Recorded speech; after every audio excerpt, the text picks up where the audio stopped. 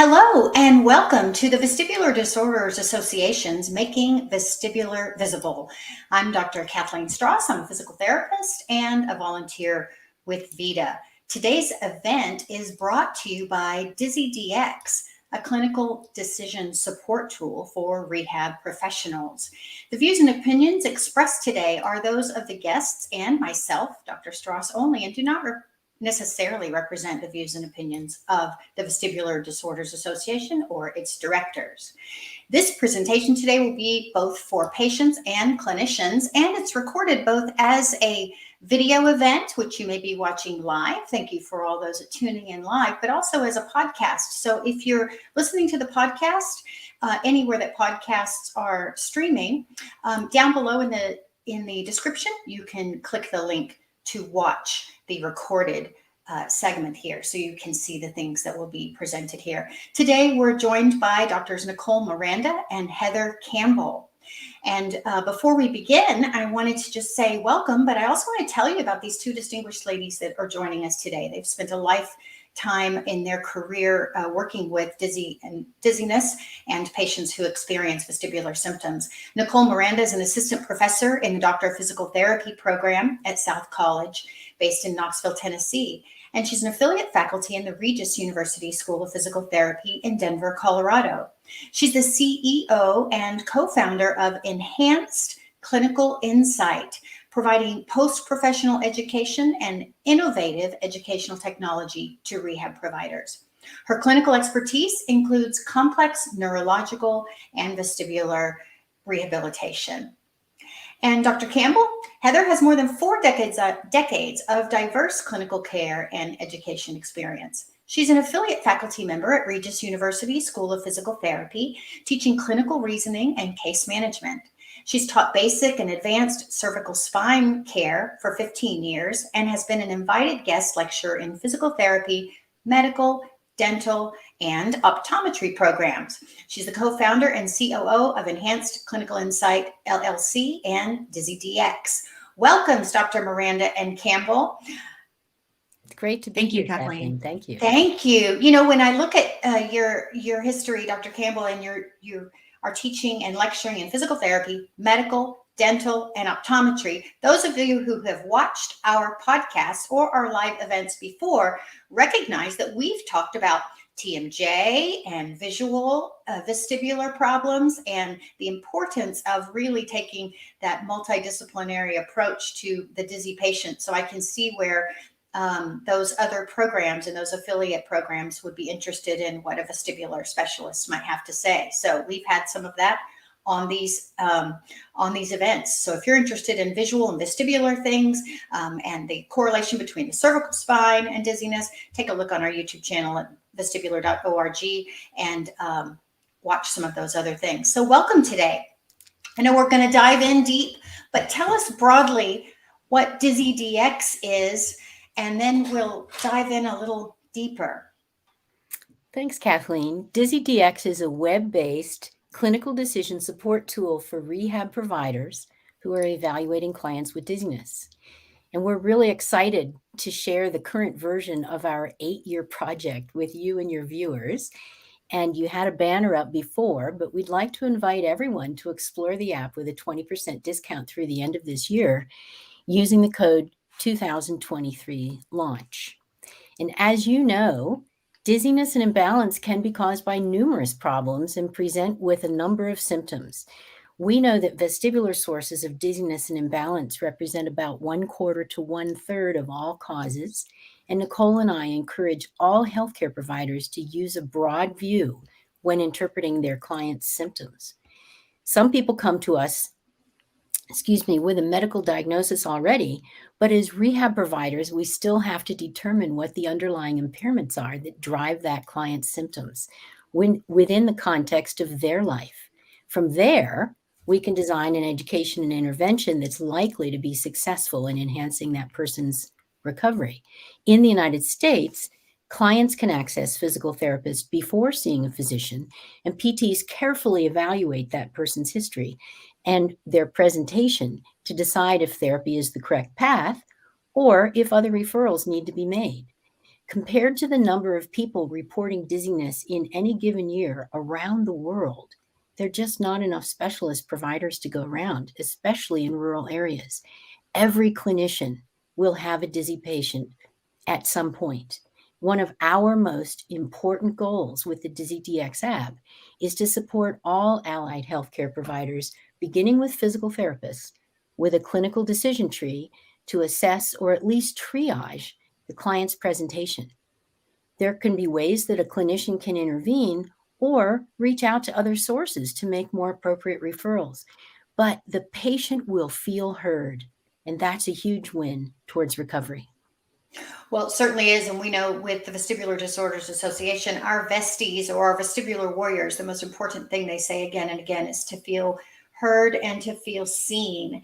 And it begins in that storytelling to the clinician wherever you enter the healthcare system. So I agree with you that physical therapists, as well as primary care practitioners, sometimes audiologists, sometimes dentists, it could be anyone, hears the story for the first time and then has to begin thinking, how am I going to manage this patient and where do I need to refer them next? So I see the need. How did this all come about? You know, you guys are in academia and you have clinical practice, and how did you decide that you needed to try to launch something of this magnitude? So Kathleen, this is Nicole speaking for anybody who's on the podcast. If you wouldn't mind sharing our slides, I would love to help start that story. Okay.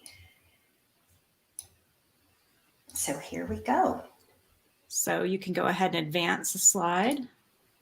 And then this is, as Heather described, what the purpose of our product is. We are a cloud-based clinical decision support tool that functions on any device, meaning it's responsive to a phone, tablet, or laptop. And it's intended for healthcare providers, although if you are an individual that struggles with dizziness, we would love for you to tell your healthcare provider about this so that they can help get to the bottom of your dizziness more effectively. And you can go ahead and advance another slide.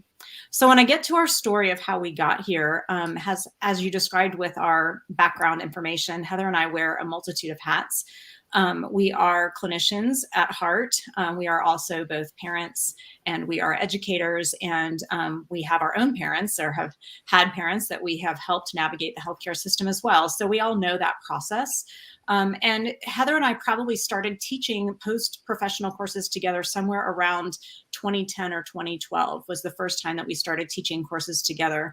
And what we started to hear when we would do kind of what we deemed a kind of advanced level vestibular course, typically focused around concussion care, was that attendees, clinicians, mostly physical therapists, but some occupational therapists, some chiropractors, some other allied healthcare providers would attend our courses as well. And they would generally say, wow, this is so much information. Can you please help me learn like how your brain got from point A to point B? How do you think? And so we started a process of mapping out that thinking based on feedback that we obtained from our participants. But then in 2015, and even before 2015, I didn't know it, but I was experiencing problems with dizziness in my own family. Both of my children were very significantly affected by dizziness. One of them had a concussion at age 8 that we managed very heavily until the age of 17, which is an entire other story I could share. And then my older daughter actually had an immune allergy response that really dismantled her immune system in 2015, which led to dysautonomia and POTS. And through a long trajectory of what I call my volunteer residency and fellowship program that I didn't know I needed to do, I became a little bit more expert in the management of autonomic nervous system dysregulation and kind of more chronic immune-based and immune reaction neuroinflammation responses that can be intertwined with dizziness.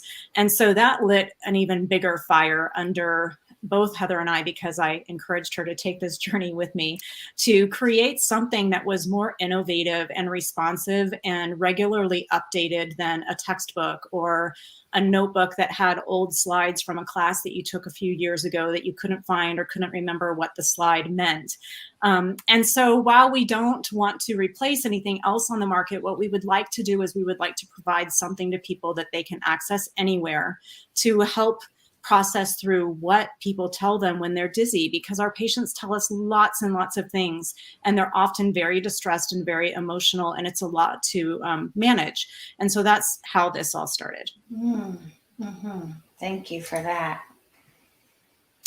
So for those of you who can't see the slide, there's now a slide that has a thought emoji or a thought bubble that says, "I feel dizzy." I'm sure you've had many patients tell you, and if you're a person that struggles with dizziness, I'm sure you've gone to people and said, "I feel dizzy."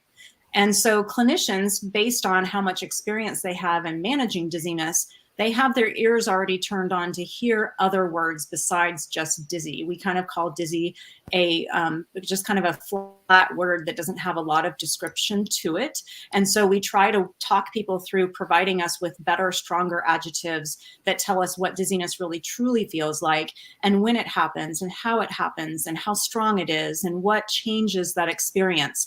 And for those of us who have experience in this area, we start to categorize and filter what our patients tell us into different categories or buckets that might be related to the vestibular system that we're here to talk about today, or they might be related to the vision system, or your joint somatosensory system, or it might be just overall physiology that's related to things like I described, the autonomic nervous system, regulation of your everyday actions like blood pressure, heart rate. We start to filter and hear and be able to draw a thinking map in our head of where we're going with that story that our patients are telling us. And so that's where we would like all of you to interface with this today in the audience. Think about what dizzy means to you, either as an individual who is or has been dizzy, has a family member who's dizzy that you care for, or if you're a healthcare provider that already treats or would like to treat dizziness. I'd like to ask the audience to use the comments section now to use words except the word dizzy. Use some words to describe how you feel without using the word dizzy. So let's go and see what we can get in the comments, because as clinicians, we hear all kinds of words, and we do this as we're listening. We are putting things in categories. Our brain is trying to help direct you to what you need and help our thought process along. So use the comments to tell us how do you describe what you feel without using the word dizziness. Go. Okay, keep going. Thanks. Next slide. Yeah, can you advance one more slide while they're doing that? You bet. So just along with this, I just want to talk a little bit about the prevalence of dizziness and the cost of dizziness, and why we would like to try and help make this a little bit more of a value-based model in our healthcare system. We hear a lot sometimes about neck pain and back pain being really big topics about trying to wrap our heads around how to make healthcare more efficient. And I think dizziness goes right up there with it. 50% of people over 65 experience dizziness, and 20% of the population in the world in general experiences dizziness in their lifetime. But only 25 to 30% of those dizzy problems are really categorized strictly into the wheelhouse of vestibular dysfunction. So there's a lot of other things, like we just talked about, that can cause dizziness. And so this clinical decision tool is really aimed at trying to help prevent or reduce wasteful cost in healthcare with things like repeated visits to the emergency room, or inefficient workup for things that aren't needed to be done necessarily, and to work better as a team, whether you're in a really rural, remote area that doesn't have specialty care, or if there's a wait list that's very, very long to get into specialty care. We really feel that there's a role for allied health professionals, physical therapy in particular, because that's what we do, to be able to help triage, educate, advocate, and help these people manage their situation.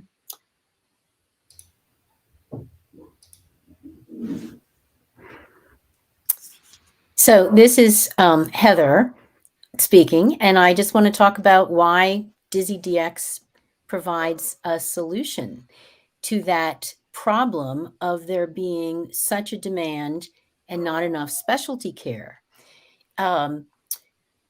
By empowering more healthcare providers to enter that clinical decision process, and also to enter the multidisciplinary referral network, we would hope to reduce the number of people who don't get care that helps them.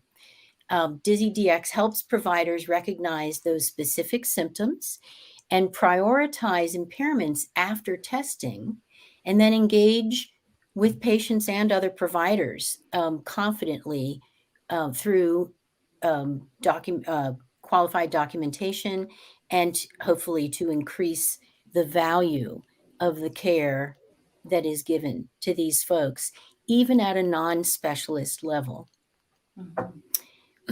Let's go on to the next slide, Kathleen. Okay.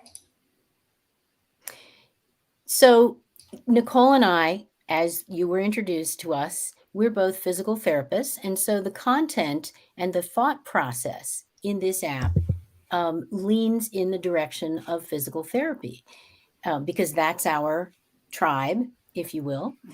And it still is useful to other allied healthcare professionals, as Nicole mentioned. But so why is this especially useful for physical therapists? Has to do with the role that we play in healthcare. We identify impairments using the ICF model from the World Health Organization, looking at functional impairments. All diagnoses have functional impairments, so we don't necessarily treat the medical diagnosis. We treat the functional impairments that underlie that medical diagnosis, depending on what the person needs in their life. What's an example of that? What does a functional impairment mean? So a functional impairment is what you can't do. So for instance, if your diagnosis is unilateral vestibular hypofunction, okay, you might have balance impairments. You might not. But if you have balance impairments, then we, as your therapist, would need to decide, what is that impairment? Is it because you can't respond to an obstacle fast enough? Is it because you don't have an accurate internal representation of vertical, so that when you move and you don't see vertical lines in your environment, you tend to veer sideways? Is it because you don't engage parts of your protective balance responses normally because you have adapted a different way, and maybe become tight muscularly and in your joints because you're holding yourself harder against gravity because you're not as responsive against gravity? Just as a for instance, those are three completely different balance problems that need to be treated differently. Those are functional impairments. And it depends. And then so the diagnosis does not direct the treatment in the rehabilitation sector. It only gives us an idea. It maybe guides medical practice, or decides whether there's a drug therapy or a surgical therapy or another therapy. But in rehabilitation, we identify impairments. What can you not do? You might have a shoulder fracture, but physical therapy is going to address your loss of range of motion. So not fix the fracture. So that's important to know. We identify impairments based on how the brain presents. While we're talking about impairments and hearing the story, let's go back and just talk about some of these things. I just want to share with you some of the things that people say their presenting problems are. Some can't stand, some disoriented, spinning, like the room is spinning, washing machine, my head is inside a blender,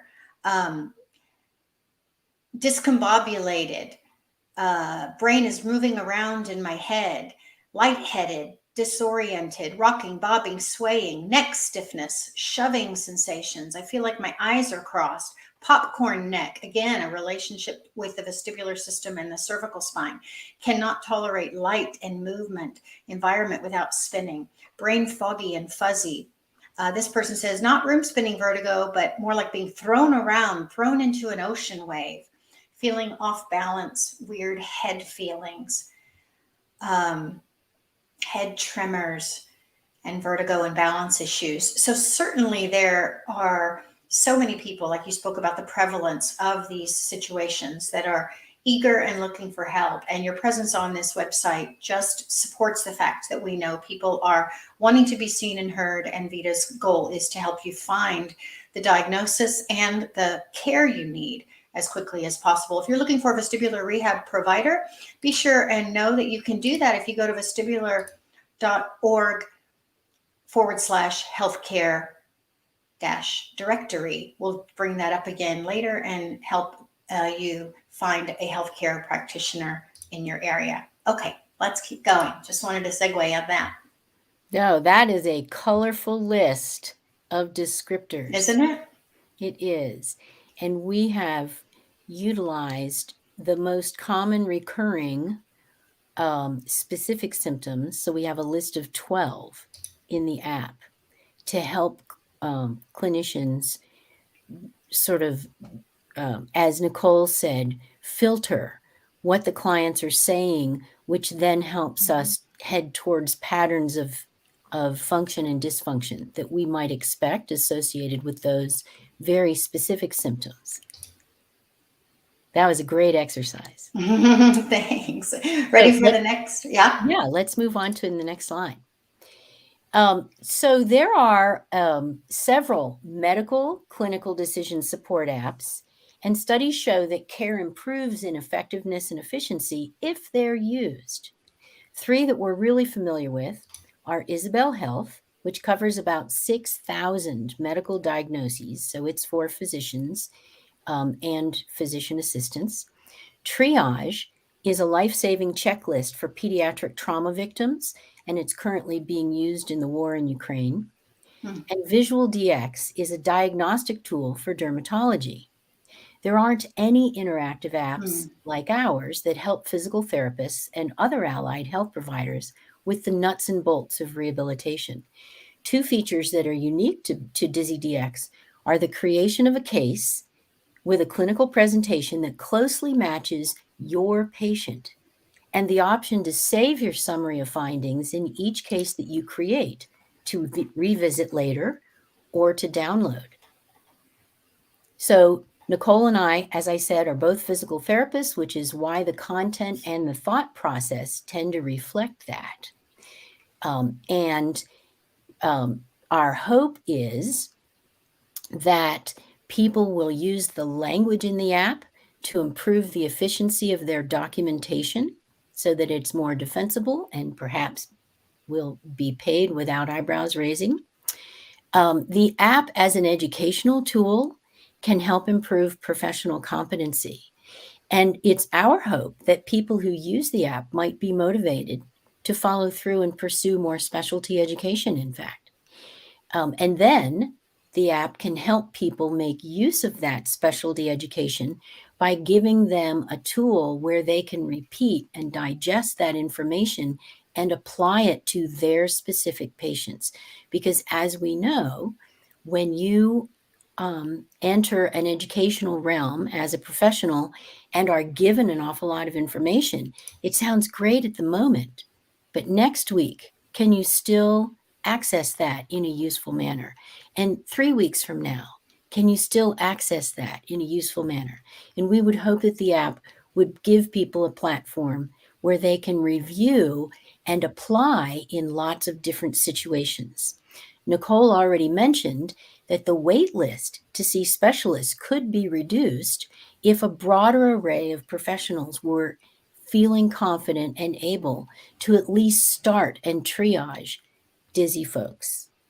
The app gives support to our colleagues in rural settings who don't have access to medical libraries and don't have access to specialty clinicians of other types. Kathleen, you're in Texas. We're in Colorado. We have huge areas of rural establishments with, lots of Bureau of Land Management, open access land, and not a lot of people. So by doing that, we think we're also supporting healthcare equity and access, because patients then have access to a logical clinical reasoning pattern from their practitioner where they can be heard, and it subverts our internal biases and subverts their inability to get into care, at least to get started. And then last of all, because this is an app and not a published book, which is immutable, it's iterative development. We make use of all the feedback we get, and we have consistent updates of content as well as updated evidence referrals or references. Thank you for that. I wanted to go back to this professional competency. You and I were talking before this about professional competency and rehabilitation, and you were saying that as far as physical therapists and rehabilitation, you had some knowledge of what it takes. People out there watch and they want to find a provider, but we at Vita continually try to coach people on how to find a provider that actually has experience in vestibular rehab. What do you find from an educational or academic perspective is required for a rehabilitation professional to have proficiency? Do they come out of school knowing how to treat a dizzy patient? Well, this is Heather speaking again. Yes. There aren't any standards for vestibular medicine, period. Not just in physical therapy education. Right. There are proposed standards, and so I'm going to ask Nicole to take that because she has her fingers into some very important stuff. So you might want to advance the slide one. Okay. There we go. Yes. There you go. So this paper came out in 2022 with some proposed guidelines about what should be in medical education, which really encompasses prescribing and non-prescribing healthcare providers. So it's everything from physicians to physician assistants to nurse practitioners, physical therapists, occupational therapists, the optometrist. Everyone is included in these guidelines. And I do teach inside of a doctor of physical therapy program. And as Heather said, there are no current standards in doctor of physical therapy education. There are things that we call clinical practice guidelines that have been published, and we have those related to benign positional vertigo, unilateral hypofunction, concussion management, neck pain, and basically acute care management of people, which really gets back into the whole concept of just vital signs. And so dizziness can come from all of those sources. And I would probably say that if you look at the clinical practice guidelines, that would encompass a lot of what is entry-level education coming out of school. But the Baronet Society has actually proposed what they feel would be consistent basic knowledge that you would come out of school with. And then they have other categories of advanced knowledge.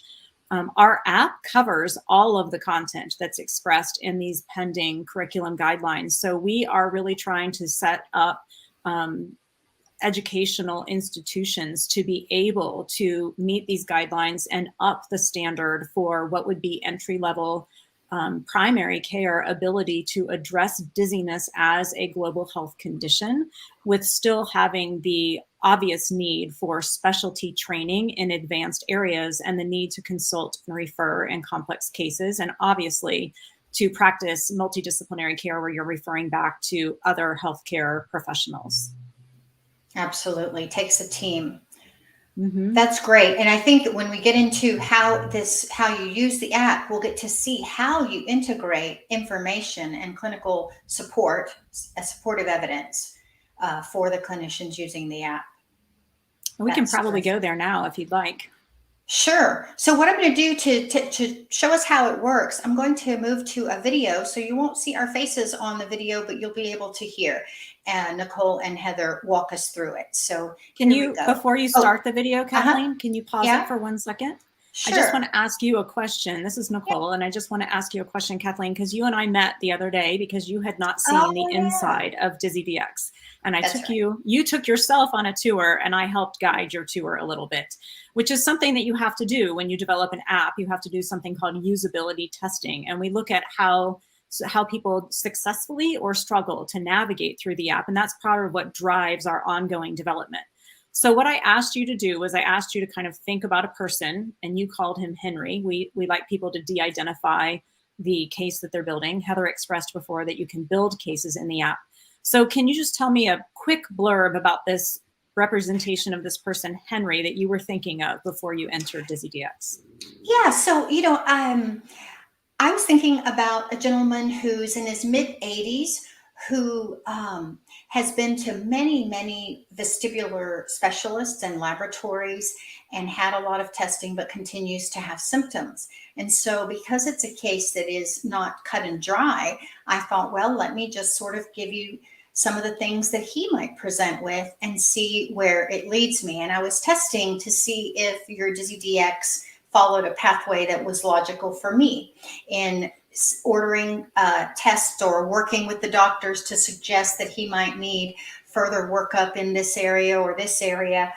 Because it was a complicated case involving multiple disciplines. I also wanted to see, is it going to show some red flags that might appear as I'm thinking about the client, that maybe he isn't appropriate for rehabilitation, but that he needs to be referred out right away. So I think that's how I was looking to use the app, and it was a fun exercise. Excellent. So right before you started, I just want to tell viewers that if you're a patient that has, or a person that has dizziness, or if you have a family member with dizziness, this is going to be fast, flashing across the screen, but you will be able to see some things that represent, and I'm going to narrate it as it goes. So you might find some commonalities with what you've experienced. I also want to just tell the people that wrote comments in the chat about their dizziness that I want to reassure you that there was nothing, and I looked through all those comments while Heather was talking, and there was nothing on there that looked unusual or foreign or something I haven't heard or seen before. So I just want to validate for all of you that we understand and we see you. Yes. So as we go through the app, if you're a provider, Kathleen is very experienced in vestibular rehabilitation. So I told her that this app is really not intended for the expert. It's more intended for something who is wanting to gain more knowledge about the app. But if Kathleen hired a new therapist that she wanted to train in vestibular rehab, she could use this app as a resource to help offload how much one-on-one mentoring she would need to do with that new staff person. So with that, let's go learn about Henry. Okay. So here you would start a case, and she's going to open up a case in her account. And she's going to name it Henry, and she can decide to go look at symptoms or impairments, and she chose symptoms. She clicked off foggy headedness. There are 12 symptoms here, like Heather told you, and it'll tell you some other things that might go with those symptoms and a definition. There's distorted visual perception. So she chose a few things, and no matter how many you choose, whatever you choose, it's going to send it to Henry's case, but she chose to look more closely at foggy headedness. So it provides her with two common clinical patterns of foggy headedness with a description and a duration of how long those symptoms might last. She opened up to get more critical thinking prompts or questions where this might identify those early red flags of, do I need to refer this patient to another provider? Am I okay to start seeing them? And it has evidence for different lines of thought of why you may or may not need to consider any early red flags. Based on that specific clinical presentation she chose, it's giving her some hypothesized impairments to consider. She's chosen 3, but she's going to pick one. These are all going to go to Henry's paper case, but she's going to choose to look more at impaired spatial navigation. What you're seeing here is our full menu of 32 impairments currently embedded in the app, and they fall in 5 categories of vestibular, visual, somatosensory, central, or other. And impaired spatial navigation falls in central, and it's giving her a clinical presentation of what it looks like for somebody to have impaired spatial navigation. She is choosing that she wants to look a little bit more deeply into spatial navigation, and it's going to ask her to decide how confident she is that spatial navigation is a contributing factor to Henry's description of dizziness. So she's choosing 9 out of 10. But now it's going to ask her to consider some clinical tests that would help her rule in or rule out whether or not spatial navigation is really a problem. There's a video tutorial of how to do the triangle test in case she wants some help with that. And then she's going to interpret the results of how that test went, and she's going to analyze more critical thinking prompts about whether or not there's a referral indicated based on this particular test result, and if she would like to rule it in. Based on her findings for Henry, she's now going to up her confidence from 9 to 10, and she's going to send that to her summary, but it's going to let her know that there are these, 6 other impairments that might be associated with impaired spatial navigation that she might want to consider. Henry's summary includes 4 symptoms that she chose at the beginning of the case based on his descriptions, and then her 3 impairments, which all happen to fall in the central category: impaired spatial navigation, dysautonomia, and POTS. And it has shown a track history of how she rated those symptoms so she can prioritize Henry's care. Now she's adding herself a note within his case that he bumps into the walls while he's walking at night. And she's also giving herself a reminder to check his vital signs on the next visit to rule out orthostatic hypotension, since she did think that dysautonomia and POTS might be contributing factors. As she scrolls down the screen here, you'll be able to see that she can either print out this summary for herself or she can download it and she can save it, but it's also going to remain in her file cabinet in her login. This is the information here about the code where you can subscribe to DizzyDx. That's amazing. You recorded what we did and we just walked through that together. Yes. Oh, wow. That's Which really is a great way for us to support clinicians who are a little overwhelmed with the content and not knowing where to start. So we are happy to meet with any clinicians that are intimidated by the whole concept of dizziness. If they've met patients who just overwhelm them and they want a better idea of how to get started, we would be happy to meet with people one-on-one and help go through a case and talk through some of the logic and how you work through that clinical reasoning. I think it's important because when you were talking to me before about the educational opportunities and the mentoring that this might provide, it's one thing to be one-on-one with an expert clinician, but that's hard to do. It's hard to arrange when you're working full-time. It's difficult, and we all need to be thinking about who's going to take our spot when we retire.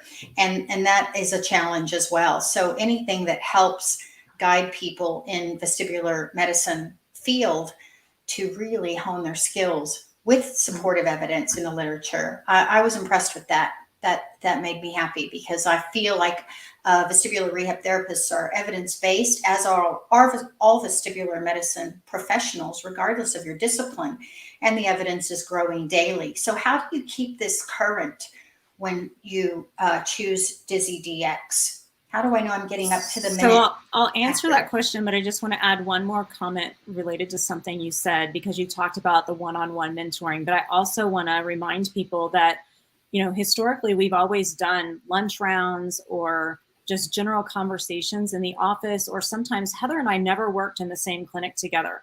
We worked for satellite locations of the same company, and we somehow knew that our brains thought similarly and that we needed to be working on projects together, but we were never physically in the same space. And if you used an app like this to create that kind of case summary, how much faster and more efficient would that case delivery be, and that practice of how to present a case, whether it's to your peer colleagues or to somebody in a different level of profession. So with that, what we would like to do once this company gets more established and we have more of a customer base is that we would like to consult with experts that are content area experts within our field and within other professions to help update the content. We can go into the back frame of this app and we can update content anytime. We can add currently published references. We can change lines of thought. But we would love to have faculty experts that are consulting with us to help us create a more robust, there's no way in the world that Heather and I can jointly stay on top of all of this information. We went to hordes of conferences and came back with lots of information last year, and it's tiring. Well, and I think it is every professional's obligation to stay current on the research. And if you are using a tool that causes you to say, hey, I'm going to seek an algorithm and check my thought process, then you owe it to your client, of course, to go online and check the evidence because it is emerging at a rate that I can't keep up with it. And so, you know, you can get on the listserv, you can do all kinds of things. It is our duty to be lifelong learners, particularly in this field. Do you want to go back to the presentation? Do you have some more slides there? We do. Do you want to do that? Okay. So this is where we were, this, and then how about this one? So for those of you who can't see, we just have some information here about how you would subscribe. So we have individual subscriptions that you can purchase as either a student or a resident at a 50% pretty much discounted rate. And then we have individual professional subscriptions, and we're running a promotion on those right now at 20% off if you use that promotion code 2023 launch on the website there, DizzyDx.com. The main thing that we're trying to focus on right now is to work with clinical institutions. And what I mean by that is not big hospital systems, because that's a lot of red tape with cybersecurity and all those types of things. But if we look at physical therapy clinics that maybe have 7 locations inside of one city, and they maybe have one staff member in those 7 locations who feels competent and confident in treating dizziness, but they also have a wait list of people needing to get in, or the poor people that are on this presentation today who have to drive across a city to get to that one person that's able to provide specialty care. We would like to help broaden the number of people that can address this by engaging clinical practices to create a institutional package that would be almost like an employee benefit for their entire team to have access to continuing education materials that are useful anytime from anywhere. We've talked about the rural story. We have a really great friend here in Colorado who works in 3 different locations. And as we've been working on this product, she has told us over and over again that her textbooks and her notebooks are never in the location where she physically is trying to see a patient. So having something responsive would be helpful. In the future, we would like to work with educational programs like doctor physical therapy programs, and then again, like hospital systems, to be able to get this even further out there and outside of just physical therapy. Do you think this tool could be useful for someone practicing telehealth? Absolutely, yes. So, I mean, telehealth is its whole other thing. I see people via telehealth fairly often, and particularly because I have special interest in dysautonomia and chronic fatigue. And so there's just those subset of people who really can't get to an appointment period, much less a scheduled timed appointment, and then be able to actually do something while they're there. So being able to think creatively about what data you can collect from someone, and I'll just start with something like vital signs, that they can be providing you information from home that can help you think about, well, why is it that it's so challenging for them to get out of the house and get to an appointment? What little small things do we need to work on to get to that point of that functional task of being able to be driven or drive yourself to get somewhere? That's something that we all take for granted. A very important role of the rehab professional is to get a patient functional enough to go seek that tertiary care consultation as an outpatient. Exactly. That's right. And you can. Kathleen, I'd like to add a point of clarification or just embellishment, if you will, on what Nicole has said. You asked about telehealth, and it's important to just remember that this tool isn't right now really ideal for bedside use, as it were, or patient-facing time. This is more the prep before you see the client, the download after you see the client, gee, what did I miss? And also the educational aspect, which is, I just spent 3 days at a conference. My head is so full, it's spinning, literally. And how can I take some of that information and apply it to who's going to be on my schedule this week? And for those of you in the audience who are not providers, you are patients or would like to be patients or are tired of being a patient, it's very reasonable to ask your provider if they have considered making use of this as this tool as a way to help siphon through your information with a new, fresh look.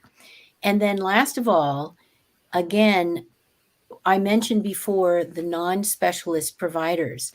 Specialist education is quite an investment. Sometimes the employers pay for it. Often the individual providers pay for it. And the thing is that if you don't see a lot of dizzy patients, no matter from what system the dizziness is coming, if you don't see a lot of dizzy patients in your practice, you aren't likely to prioritize vestibular specialty education over the kind of continuing education that maybe serves a larger portion of your caseload.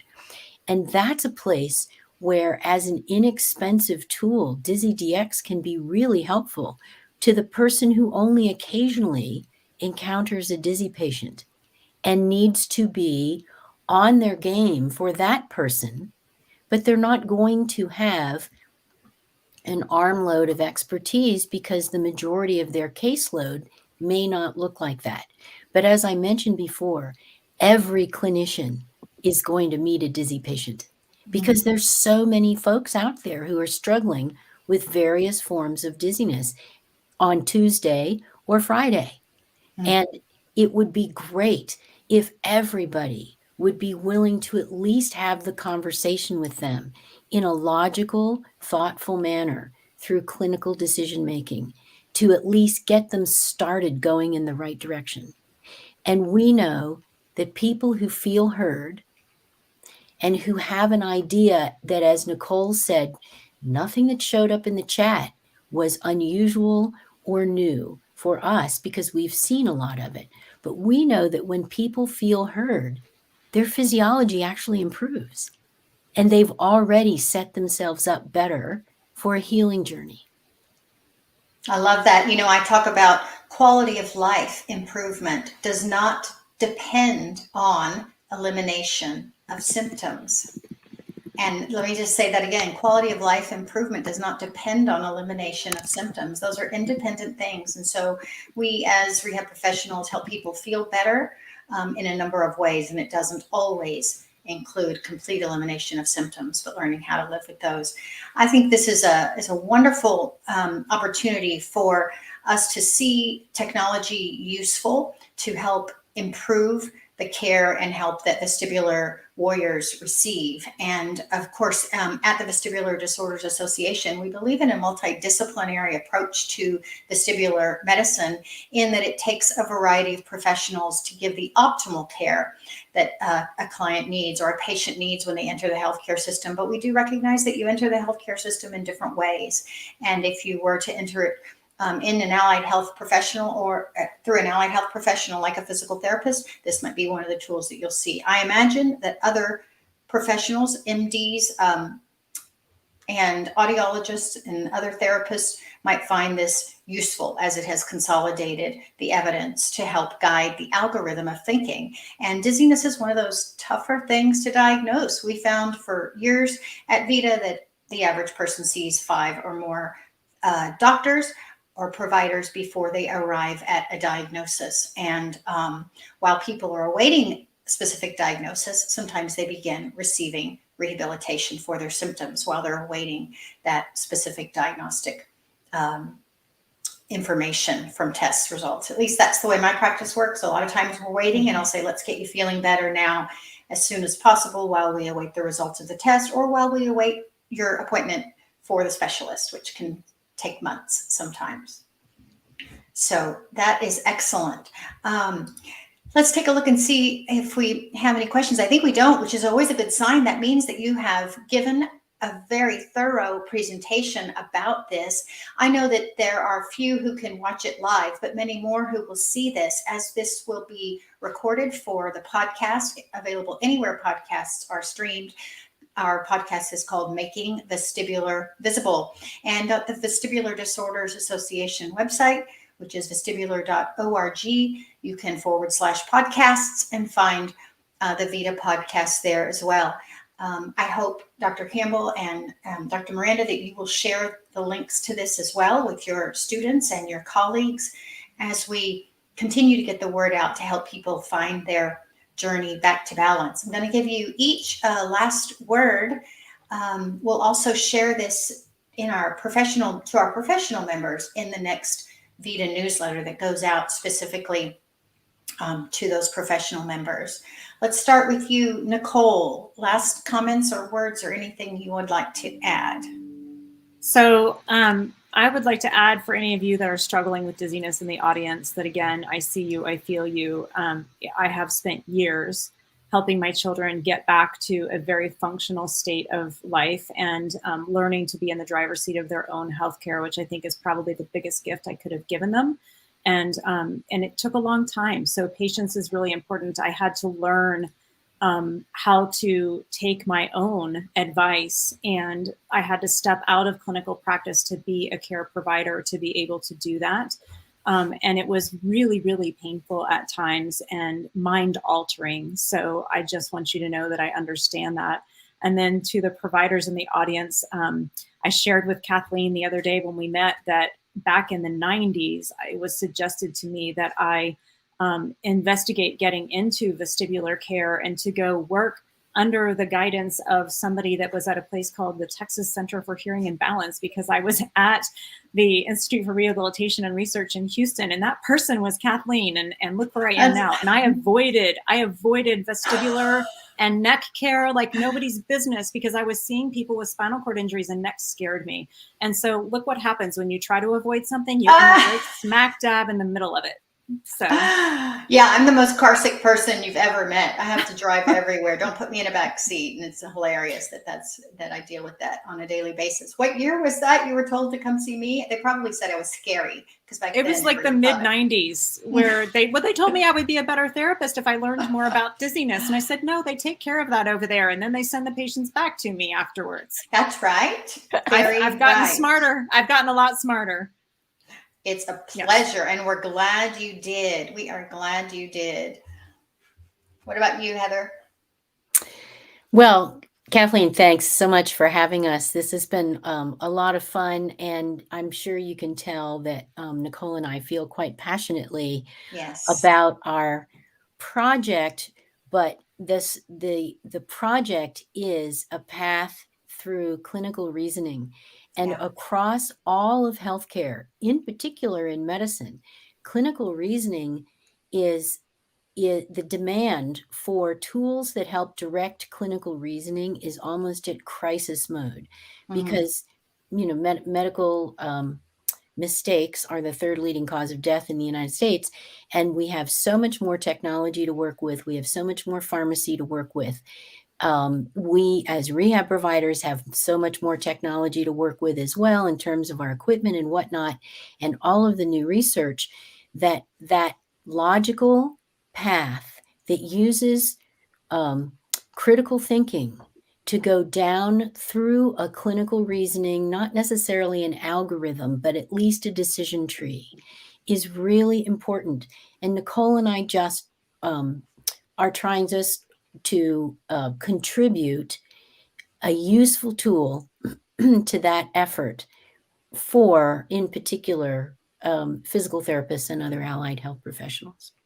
I appreciate that. And I think that it's always important to tell the audience who's listening, who's experiencing vestibular symptoms, that the word dizzy is just like the trunk of a tree, and you can go down any number of branches. And some people, unfortunately, go the wrong direction, or a direction that doesn't lead to the help for them. And so there's a lot of trial and error, understandably, but there is, and it is a complicated, sometimes, I think more complicated than other things in healthcare. If you were to have a situation, this one can be more complex. So it's helpful, and we appreciate your passion. We see it, we love it, and we're grateful that you're in this field. And we hope you will come back and join us again and give us an update when you take this to market, get some feedback, and then have some great success to share with us.